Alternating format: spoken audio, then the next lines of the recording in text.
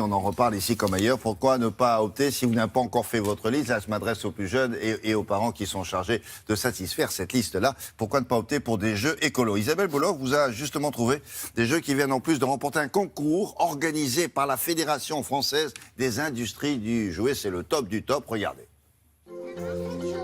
Ce sont les coups de cœur de l'année, élus par des enfants, des parents et des médias. Ces jeux sont parmi les lauréats des Étoiles du Jouet 2016, des jeux écologiques made in France. Le premier, BioViva, est conçu par une petite entreprise de Montpellier.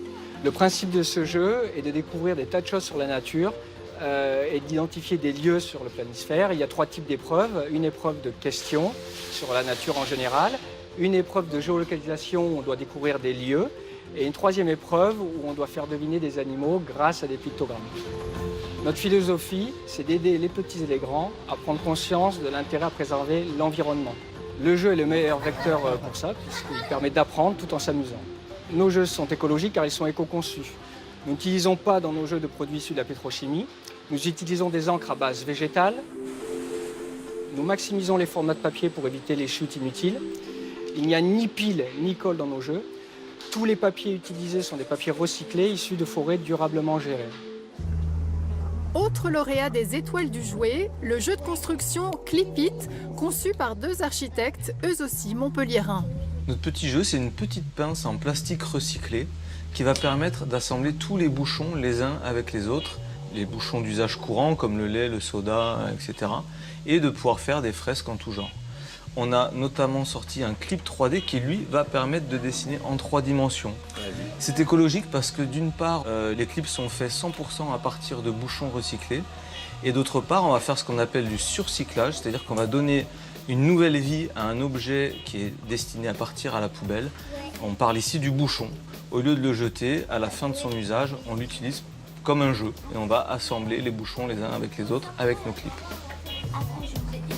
Notre jeu est un outil pédagogique dans la mesure où dans les écoles, il s'en sert par exemple pour l'apprentissage de la lecture. Les instituteurs vont écrire des lettres sur les bouchons et les enfants vont venir clipper les bouchons les uns avec les autres pour reconstituer des mots. On est partenaire d'une association de collecte de bouchons qui s'appelle les Bouchons d'Amour. Nous lui achetons des bouchons. Avec ces bouchons, nous fabriquons des clips. Comme nous fabriquons des clips, nous allons sensibiliser les enfants au tri. Ils vont donc collecter des bouchons chez eux pour pouvoir jouer avec nos clips. Et lorsqu'ils vont se lasser du jeu, parce qu'un jour ils vont grandir forcément, on leur demande de rendre leur collection de bouchons à la même association. On travaille comme ça en économie circulaire. Ce jeu, il nous apprend des choses sur la géographie et il est bien. On peut apprendre des choses sur les plantes, sur les fruits, les animaux. On peut jouer tous ensemble et c'est pour les petits et les grands. Du coup, c'est bien.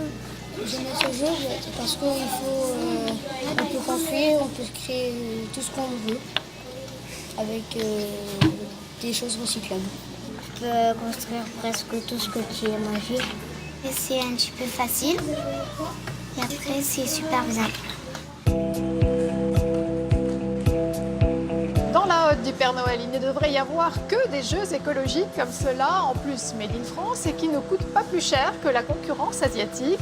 C'est à nous, consommateurs, de faire les bons choix.